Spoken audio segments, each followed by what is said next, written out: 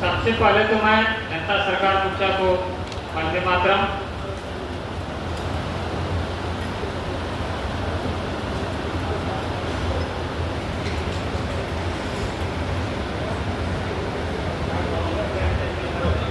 देखिए, सबसे पहले इसमें जितने साथी हैं, सबसे निवेदन ये है कि पहले वो अपने मन में ये विचार कर रहे हैं कि लड़ाई लड़ना है या जीतना है या अपने स्वार्थ में लड़ना है।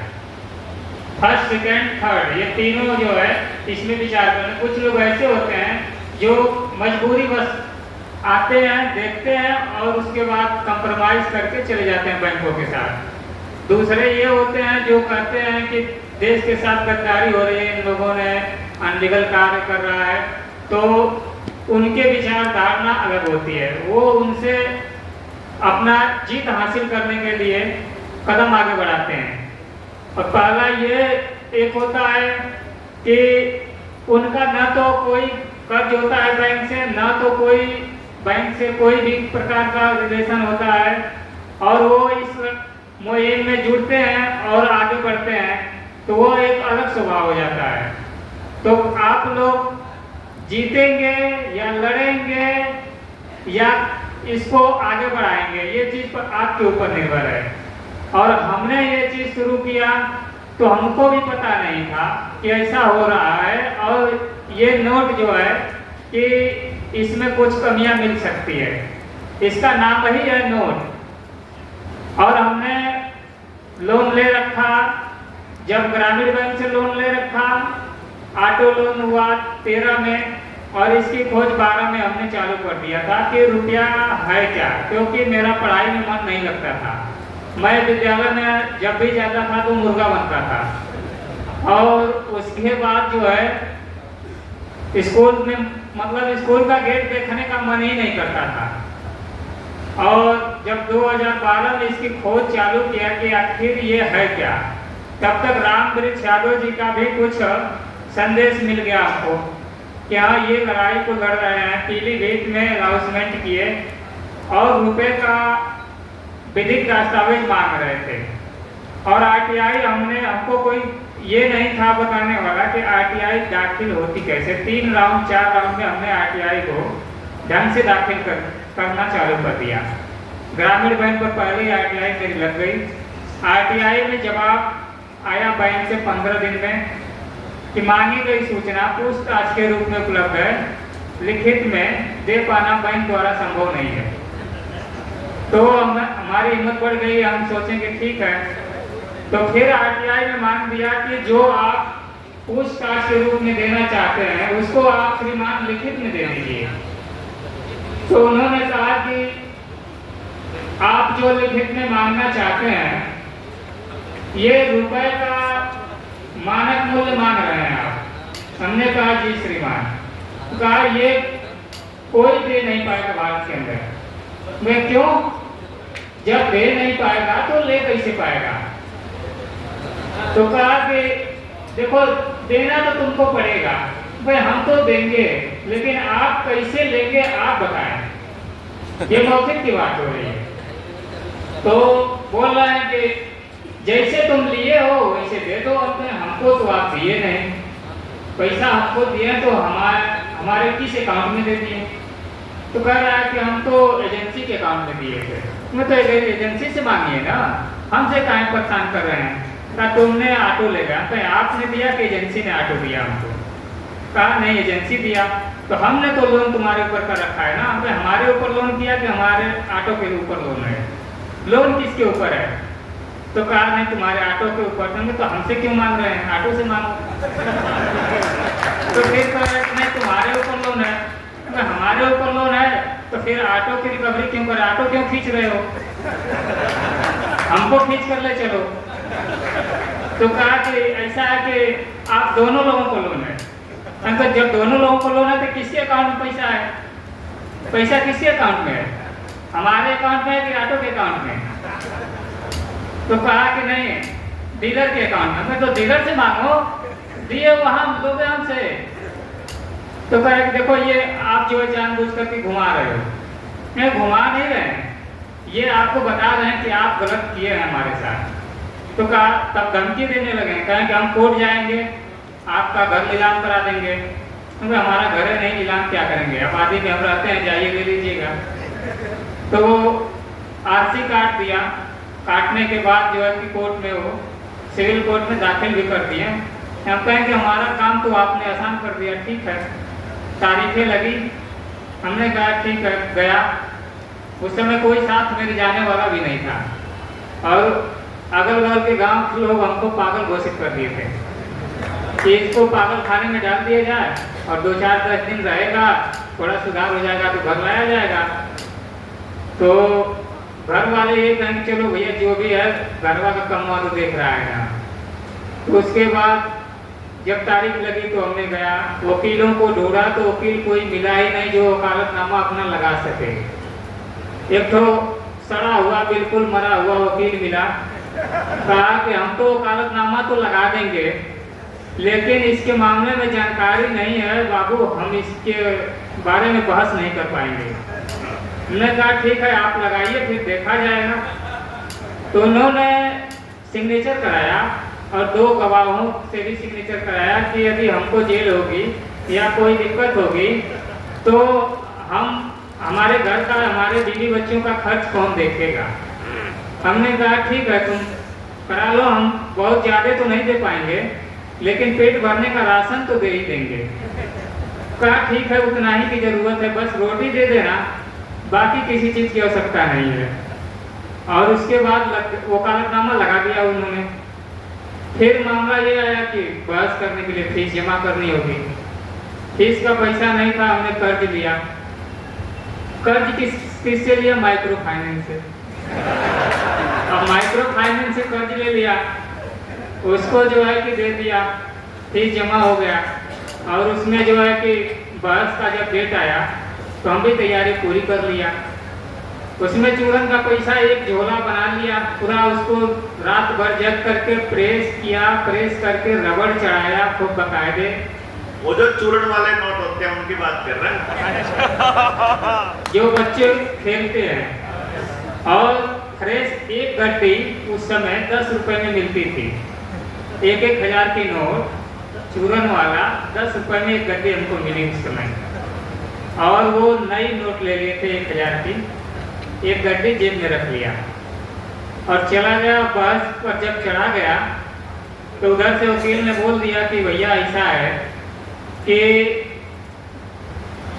आप बहस करने के लिए आए, आपके वकील साहब कहाँ हैं? तो वकील साहब की थोड़ी तबीयत गड़बड़ है और हम बहस करेंगे, क्या दिक्कत है आपको? आप तो पढ़े लिखे हैं, हम तो अनपढ़ हैं। तो कहा ठीक है चलो तुम्हारी भी वही, अब खुदा साथ दे दे तो ठीक ही है। हमने कहा ठीक है चलिए। तो वकील साहब का कहना था कि श्रीमान ये बैंक से पैसा लिए हैं और दे नहीं गए। हमने कहा हाँ श्रीमान लिए तो हैं, लेकिन बैंक ने कहाँ से दिया और किसका पैसा दे दिया हमको और कैसा पैसा दिया? तो बैंक कह रहा है कि हमने जो पैसा दिया वो पब्लिक का पैसा था और वही पैसा बैंक आपको ऋण के रूप में दे दिया। हमने कहा ठीक है, तो हम भी पब्लिक हैं और वो पब्लिक का पैसा था तो हमारा पैसा हमारे पास आ गया तो ऋण लोन पैसा वो नहीं होना चाहिए, हमारा पैसा हमारे पास आ गया। तो कहा कि नहीं, इस पे गुस्सा जब हो गए तो वकील साहब कहने ठीक है हमारा जो नकली पैसा जो दिए वही वाला हमको दे दो। हमने कहा ठीक है श्रीमान देखिए ये धारा 489 का खगंगा में संज्ञेय अपराध है, फांसी का प्रावधान है, जो रुपए के साथ छेड़छाड़ करेगा, जो रुपए को फरार करेगा।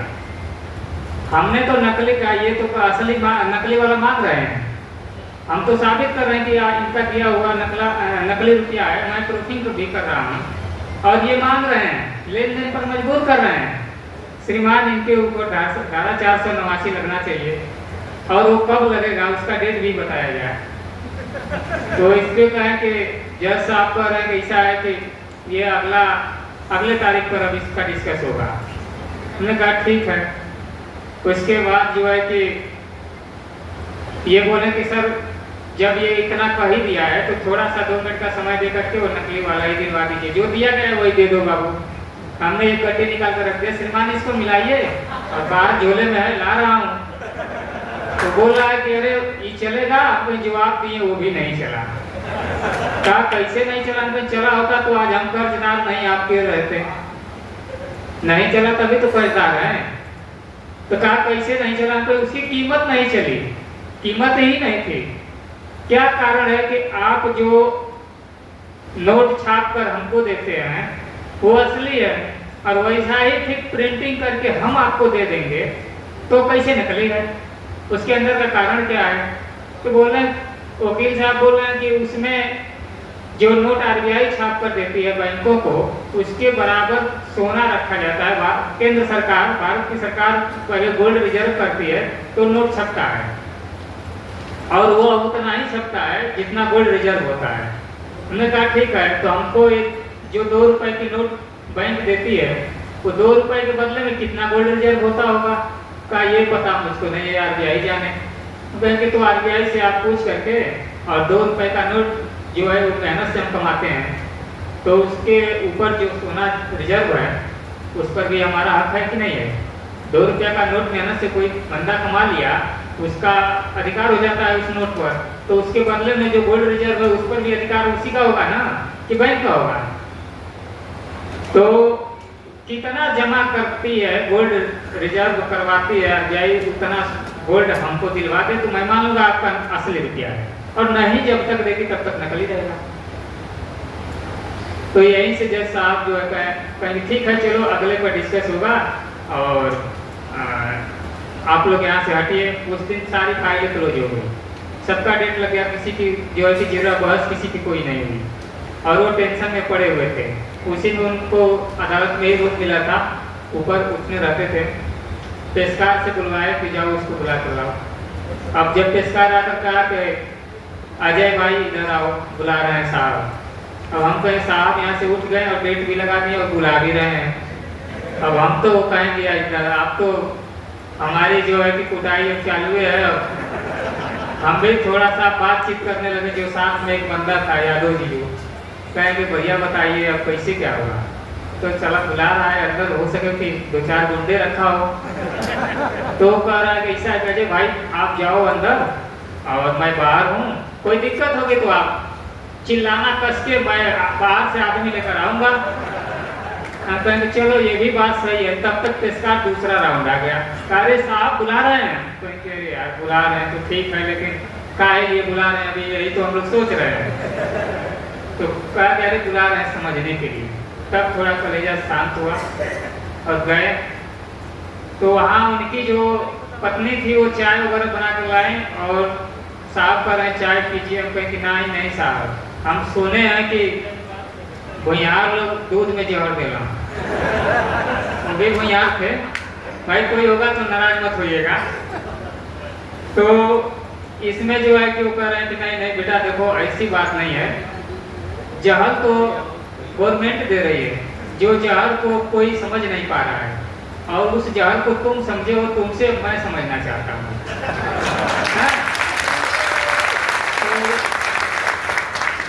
बताएं हम उनको कि आप जो है कि गूगल बाबा से पूछिए, वो चुगल बाबा हो चुके हैं, चुगलाई बहुत करते हैं, और उनसे पूछिए और कि रुपए का इतिहास क्या है, और रुपए को जन्म किसने दिया, किसने इसको बनाया, और नाम किसने दिया। तो सारा चीज जब खोलें तो शेर शाह सूरी का नाम आया, और उन्होंने एक रुपया बनाया, एक चांदी के सिक्के बनाया और एक सोने के सिक्के बनाया। सोने के सिक्के का नाम मोहर रख दिया और चांदी के सिक्के का नाम रुपया रख दिया।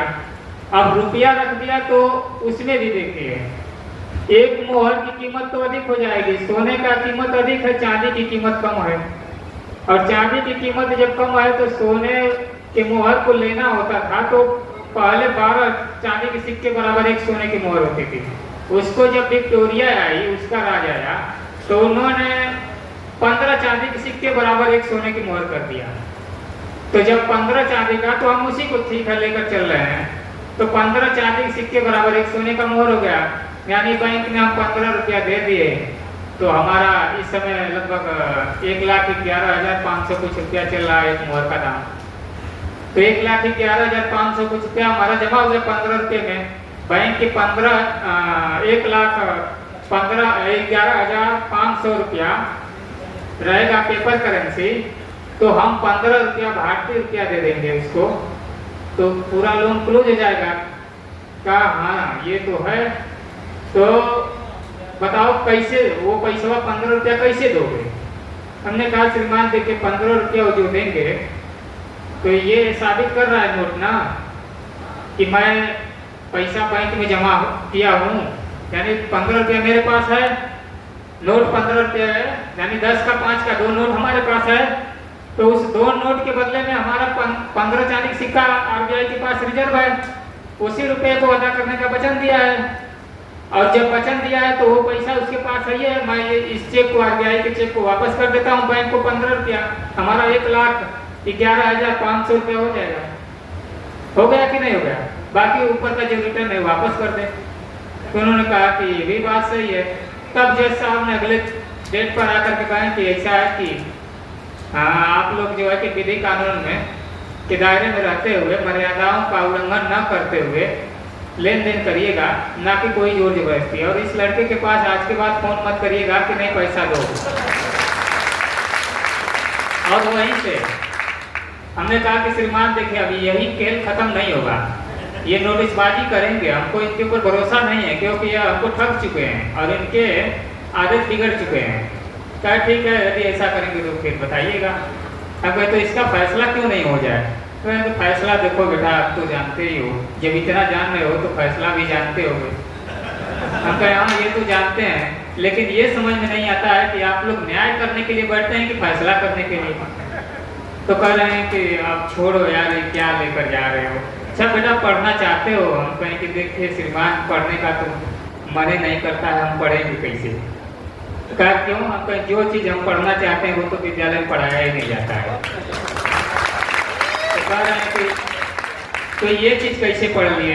ये चीज़ घूम घूम करके मिला है, विद्यालय में नहीं मिला है, ये समाज में मिला है, गांव में मिला है, चाचा दादा ताऊ जो होते हैं उन लोगों से मिला है, और इतिहास से आप खोज ही लिए हैं। तो कह रहे हैं कि हाँ ये तो है, लेकिन एक बात बताओ कि पढ़ोगे नहीं तो फिर आगे कैसे बढ़ोगे? क्योंकि जो पढ़ता है वो नौकर बनता है और जो नहीं पढ़ता है वो मालिक बनता है। कहा कि पढ़ाई में इतना खराब है, क्योंकि पढ़ाई खराब नहीं है, पढ़ने वाला खराब हो जाता है, उसका विचार खराब होता है। तो कहा ये भी बात मैं मान लेता हूँ, लेकिन बताओ बेटा मैं तुम्हारी क्या सहायता कर सकता हूँ? क्यों ये सब चीज़ तो बता दिए, मजबूरी क्या है? मैंने कहा कि पहले तो मजबूरी की मेरी शादी हो गई, अब मैं घर में बड़ा हूँ और लोग दुलार में पहले मेरी ही शादी कर दी, और समस्या में तो मैं फंस गया, उनको बता दिया। उसके बाद कहें चलो ठीक है, जब भी कोई दिक्कत होगी ये परेशान करेंगे तो तुम मुझसे संपर्क करना। मैंने कहा ठीक है। वो ट्रांसफ़र हो गए, मुकदमा उसी तरह चलते चलते मुकदमे को ख़त्म भी कर दिया गया, पूरा उसका जो है कि डाटा गायब भी कर दिया गया। फिर पहुंचा गया कोतवाली, अभी माना नहीं बैंक, वहाँ से ख़त्म करके कोतवाली पहुंच गया, वहाँ से जो है कि नोटिस कराया, बुलाया गया, वहाँ भी गए, वहाँ भी सैकड़ों गालियाँ लगा, धक्के देकर लाकर में बंद किया गया। उसके बाद हमने कहा कि श्रीमान ठीक है बंद तो कर रहे हैं, लेकिन एक बात का अफसोस है कि मेरे राय को बिना जाने आपने मेरे ऊपर अत्याचार कर रहे हैं। कहा कि छोड़ो भोसड़ी वाले को देखें क्या इसका राय है। तो उसके बाद उनको मैं बताया कि श्रीमान ऐसे ऐसे है और इस तरीके से चल रहा था कोर्ट में, कहाँ है? तो उन्होंने कहा कि नहीं कोर्ट का तो सारा चीज़ गायब है बेटा, तुम कुछ नहीं कर सकते हो। मैं कहा ठीक है, सारा चीज़ गायब हो गया तो आपने जो रुपया चला रहे हैं वो भी गायब हो गया है, वो तो है ना, आपकी रुपया ही आपको इंडिकेट कर रही है। पूछा कैसे? मैं सर देखिए एक देश में दो तरह की रुपया नहीं ना हो सकती है। बोला नहीं। हम कहीं एक मियान में दो तलवार नहीं ना हो सकती है। कहा नहीं। कहीं एक क्षेत्र में दो भैंसा नहीं ना हो सकते हैं। कहा नहीं। हम तो बताइए एक देश में दो तरह की रुपया कैसे चला रहे हैं? एक रुपये के नोट पर लिखा है भारत सरकार और वही 2 रुपये के नोट पर लिखा है आरबीआई, भारतीय रिजर्व बैंक, और दोनों पर दो तरह का, एक पर वचन खंड है एक पर नहीं है। ये क्या है? तब उन्होंने कहा कि ऐसा है कि एक चेयर लाओ जी, बैठाओ, इसको अब समझना पड़ेगा। जब चेयर मिला, सारी चीज़ इनको बताएं, तो उन्होंने कहा कि ठीक है, ऐसा है कि कभी ज़रूरत पड़ेगी तो बेटा हमारे काम आ सकते हो। हम अब तक तो गाली दे रहे थे, तब बेटा नहीं थे। गाली दे करके और पूरा पेट भर लिए, इसके बाद बेटा बना रहे हैं। क्या कह रहे, वो तो भूल हो गई थी, हमको जानकारी नहीं थी, अब जानकारी हुआ है। और जब तक हम रहेंगे थाने में कोई दिक्कत नहीं होगी, कोई अनलीगल तरीके का कार्य यहाँ नहीं होगा। और वहीं से मैनेजर साहब चले गए और 1,02,220 रुपये की कटी हुई आरसी में आज के डेट में 22,000 की नोटिस आती है। मन करता है भेज देते हैं और उसके बाद कहते हैं कि 1,000-2,000 दे दो यार, नोटिस ले लो। हम कहा 2,000 क्या, सब्जी खाना है, खरीदना है तो ले लीजिए, लेकिन नोटिस के नाम को मत लीजिए हमसे। और आपको नोटिस तो देना ही होगा, आप चाहे जितना समय ले लें। लास्ट में ये पोजीशन हो गया, मैं उनको उसी समय कह दिया कि आपका जो ये रवैया है, आपके बैंक का जो सिस्टम है, ये एक दिन न एक दिन भारत छोड़ करके भगेगा। पूछा क्यों?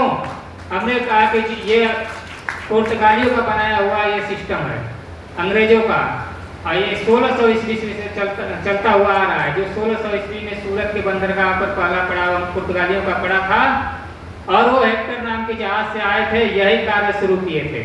रुपए जो नोट बोलते हैं, रुपए नोट को छाप कर देते थे और रुपए को जमा करा लेते थे, और जमा करा करके और बंदा जब आता था वो नोट लेकर के, जितने का नोट, जितना रुपया जमा किया रहता था चांदी का, तो नोट उतना लेकर आता था, उसको चांदी का सिक्का मिल जाता था।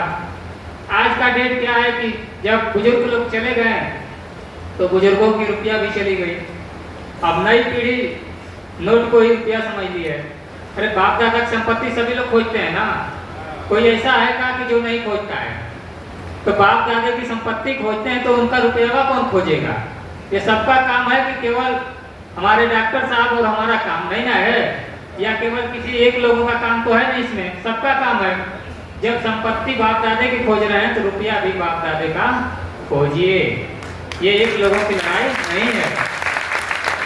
अब इसी के साथ अब हमारा थोड़ा सा चोट वगैरह लगा है, अब डॉक्टर साहब बताएंगे। और क्या चीज?